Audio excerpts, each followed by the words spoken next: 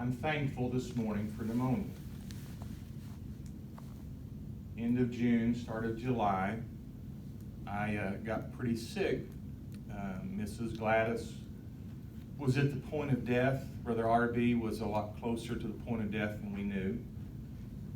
And I had 8, 10-hour, 12-hour days. I had just had a physical and had a cough. And they said it was allergies. Before my physical, I had just completed a treadmill. I had an echocardiogram, then I did a treadmill with a dye, and I got a clean bill of health. We Hollamans take heart health seriously because we got it bad on both sides. So with the pneumonia, RB's funeral was on Friday. I woke up, couldn't breathe. On Saturday, I preached that Sunday with about 103 temperature. And then I was out of commission basically till the next Monday, a week or so. They took an x-ray and told me to lay low, and got done with the antibiotics and still really didn't feel any better. And so I went back, actually had more fluid the second go round. They took another x-ray. At this point, my general doctor said, I don't like something. He said, don't go to the wilds. I said, nothing I can do. Nothing I can do. And I got to go. So I went, I came back, and the fluid just about gone. And so they took, by this point I'm at a pulmonologist, and they took another x-ray, and then they said, come back 3 or 4 weeks. I came back Tuesday. They took the final x-ray, and I'm getting ready for them to shake my hand, and they start with the long faces. And so Wednesday I'm in a CT scan machine. Thursday I'm long time at the doctor's office. And they begin to move heaven and earth for me. And Friday I'm in a PET scan machine. And Friday afternoon I'm telling every family member I've got, except for you, Aunt Susan, and I'm so sorry I forgot you. And Saturday I began to call friends from the past and ask them to pray. And tomorrow morning I'll go into Fort Sanders for multiple biopsies. I have some type of lymphoma. I have at least 2 lymph nodes that are wildly malfunctioning because of the x-rays, because of the pneumonia. It's like a flip book. You can see, looks a little funny, looks a little bigger to the last one. It looks like looks like somebody sneezed on the thing. I, not being a doctor, could tell something was wrong. The weird thing is I feel fine. I got plenty of energy, I feel fine, I sang with good voice. If I hadn't had pneumonia, I'd never gone to the doctor because all I've got is a sore rib where the one of them's pushing. I had some pain last week where it messed with a nerve, and I thought I stepped on about 22 needles. Tuesday morning, I will be in Dr. Eibach's office. Best I can tell, top of the line, nobody can get in to this guy, and they got me in.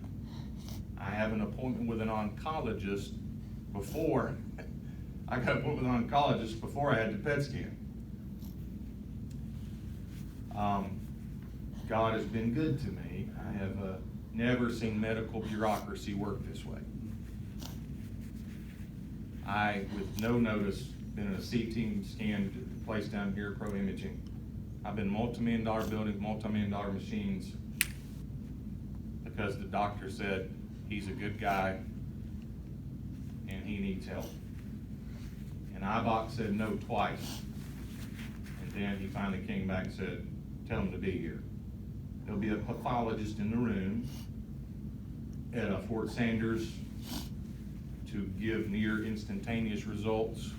Again, the PET scan says it's some type of non-Hodgkin's lymphoma, but I'll get labels and statistics and survivability.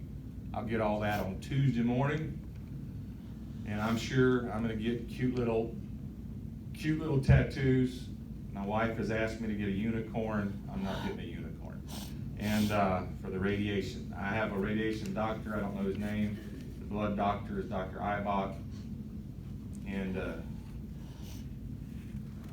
so for 2.5 days, all I've done is made people cry. What this means to us is really the unknown. All things being equal, I will be fairly worthless fairly quickly. They've gently told me to clear my schedule for the next little bit.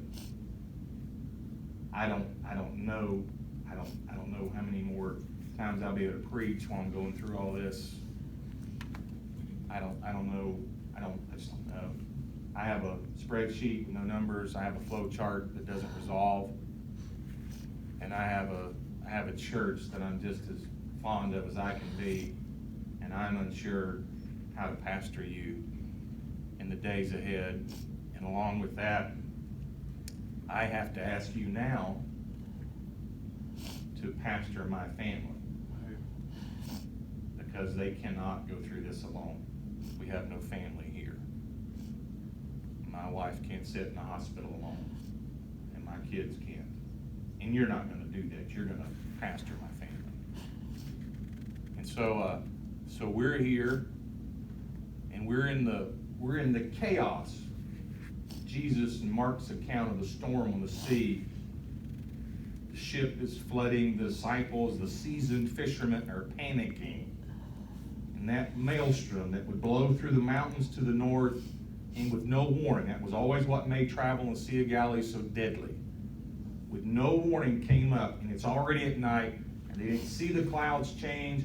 All they knew was smooth seas and then the chaos. But it's fascinating to me that in the chaos, Jesus comes to them and says, hey guys, you think you're okay in the boat, but you'll be a lot better with me in the chaos.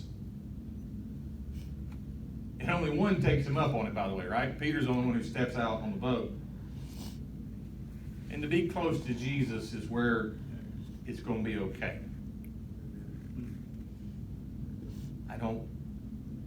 I am as hard as I know how to be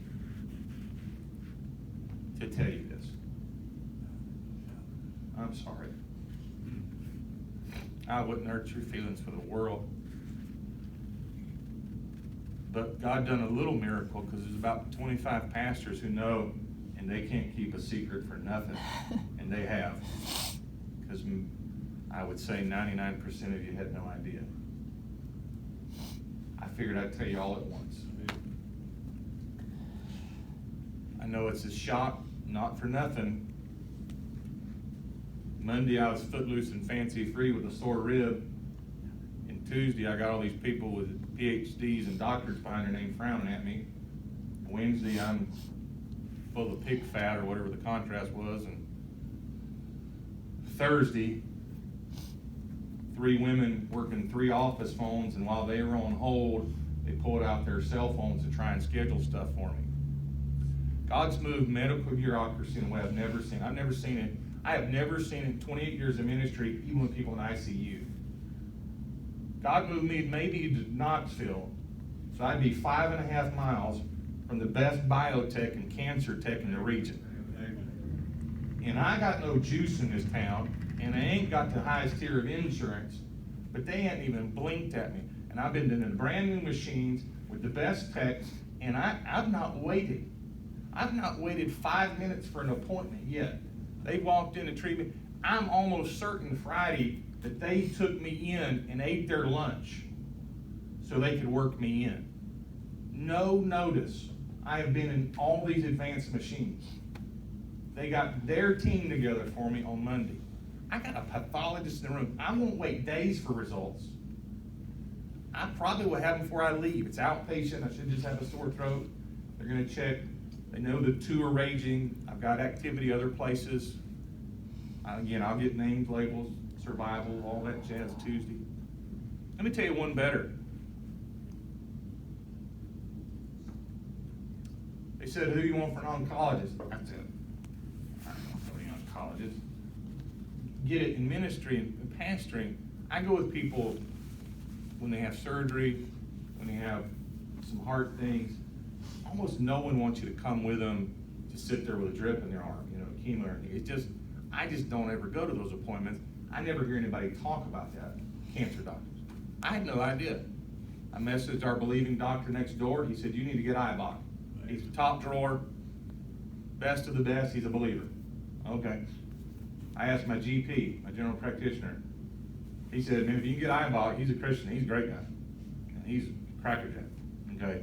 My pulmonologist, I asked him. I said, who you like? And he went, he was trying to be political. He said, they're all good. I said, okay. I said, who do you trust? He said, when my wife had cancer, we took her to Dr. IBOC. So I told the lady doing the scheduling, I said, they said, who you want? I said, I want Dr. IBOC. And they said, you can't have Dr. IBOC. I said, he's booked out months. There's 100 people in town want him. He doesn't see that many people. You can't get in. You got to have somebody now. Who else do you want? I said, I don't know anybody. Whoever you pick's fine. I'm sitting in a chair, getting ready to go into tube Friday. I'm glowing like a lightning bug, where they filled me full of radioactivity. Not really, that's how I imagine I was looking. I was looking like the last 30 seconds before the Hulk emerges. I'm sitting there, and the phone rings, and it's Raina, the stat care pulmonologist. She says, I got you an appointment with Dr. IBOC Tuesday morning. I said, you told me I couldn't have Dr. IBOC. That was right. I said, how do I have it? She said, well, they kept telling me no. And I kept calling back, and I finally said, look, this guy's really sick. And he's the best doctor. And he's a really great guy. And Dr. Farrow says he needs you. And he put me on hold for 5 minutes. And he came back and he said, Dr. IBOC said I could go. He'd take me and see me Tuesday morning. I want you to watch something. Tuesday, God made it where it show up on the x-ray. Wednesday, they confirmed it. Thursday, 3 people dropped everything we're doing. They would end up pulling a 4th person from another office. Friday, I'm in the most advanced machine this side of the state while somebody's sitting there eating a ham sandwich, doing it as a favor to a pastor. Monday, I got my own team. I got my own pathologist. And the guy that nobody can get in to see. I got an appointment with him before the PET scan confirmed. Praise you. Yes. Say, how are you doing? Yeah, I'm scared. I'm about to have kittens. You hear a meow up here, it's me. How's the family?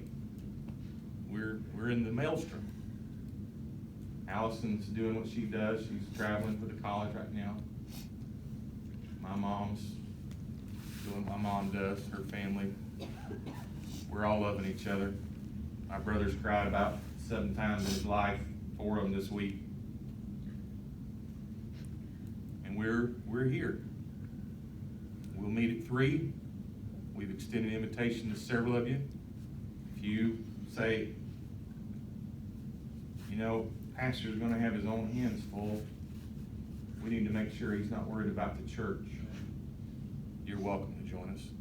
3. And all the teenagers, I'm so sorry for hurting your feelings.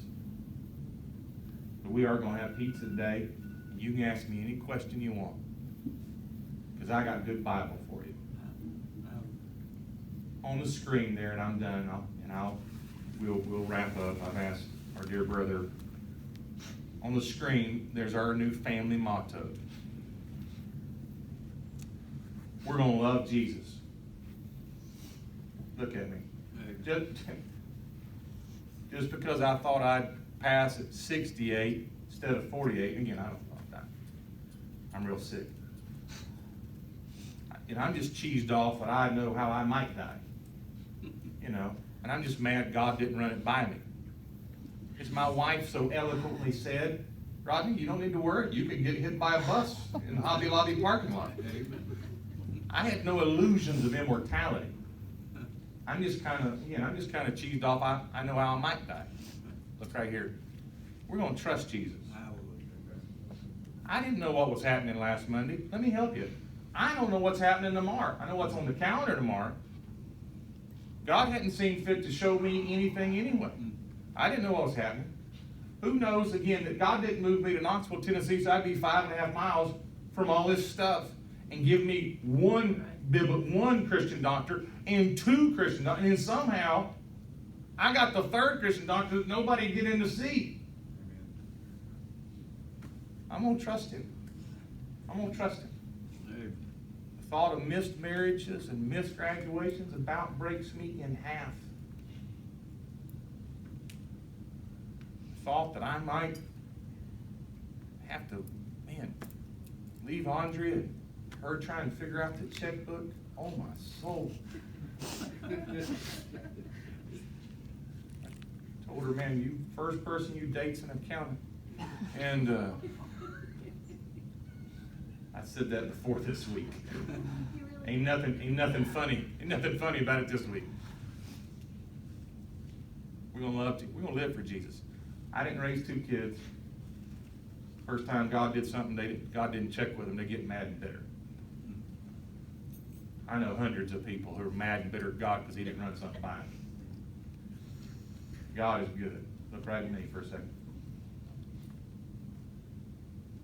And I've asked God not to let me waste this cancer.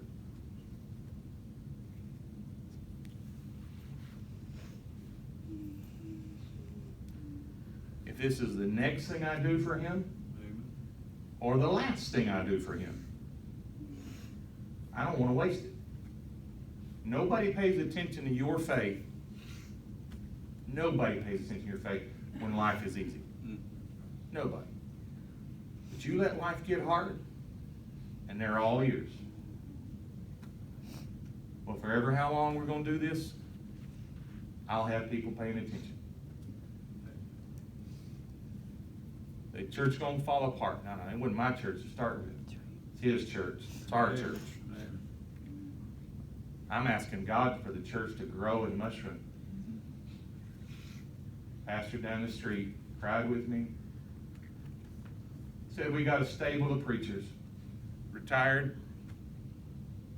We got a staff full who don't get to preach very much. And I don't want to give you the impression this is the last sermon you're going to hear for a while from me. He said, you'll never pay them. He said, they're yours anytime you need them. And man over there, his 2 partners at the college,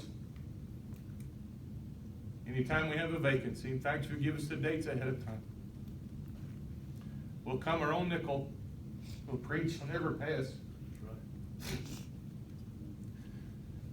We're going to take care of your church. Amen.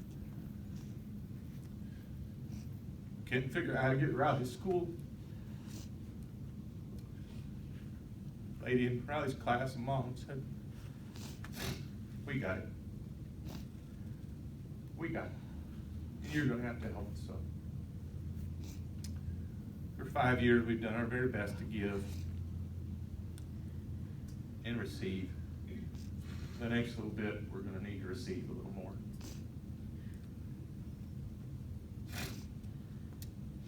I've asked God not to let me waste my cancer. We'll be public this afternoon, not because I'm a celebrity, but because we want people to know. Some of you are thinking it's a misdiagnosis. It may be, but they've scared me pretty well. 4 x-rays, 1 CT scan, some type of blood work. If you ask me later, I'll try and think of it. And then a PET scan. That was the scariest thing I've ever been told. What they told me, not the scariest thing ever. But my God's lined it all up. Amen. I've not waited a minute. Riley said last night we got home 9:30. We got home to work from about a little after 12 to about 9:30 here. I kept saying, well, I don't have so much work. Andrea finally said, you were at the doctor 4 days this week. Oh yeah. I was at the doctor 4 days this week, wasn't I'm as committed to you as I've ever been, but I sure don't know what this looks like. I just don't. So we're going to rally together because that's what the people of God do. And we're going to hold each other and hold tight on to Jesus, and we're going to go forward. If we go backward, I'll be pretty put out. We're going to go forward for King Jesus. We're going to stay faithful. Wednesday night, for some of us, is going to need to stop being optional. We don't need to be at prayer meeting. We got people to pray for. We need to start. Because again, if I've had my last Thanksgiving turkey, if I've seen my last Christmas tree, I go be with Jesus. You ain't going to scare me with that. There's a lot of people who are real sick and close to death, and they don't know Jesus. We better get busy telling them. Amen. So prayer meeting's going to have to become less optional. We're going to have to get in the fight and get in the thing. Pray for Andrea. Pray for Riley. Pray for Allison. Unless something radically changes, she's going to stay there. She's going to come home soon, but for a visit. Pray that God would have His work. We'll have it live this afternoon. We're just going to ask you to pray for R&A. That's Rodney and Andrea, Riley and Allison. Just pray for them. I'm not a celebrity, but I am pretty serious, and I am desperately needing your prayer.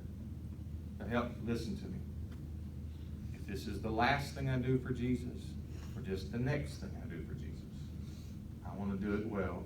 Romans 8, God working all things together for our good, is in the context, part of it, suffering for Him. He says, well, I say we're killed all the day long, but I'm persuaded, neither height nor depth, or any such thing shall separate us from the love of God.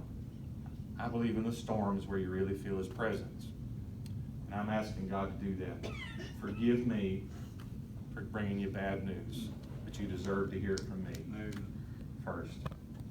I've asked Brother Todd to pray for us, and at the risk of sounding selfish, I'm going to invite Riley and Andre here. And if you'd like to come and pray with us,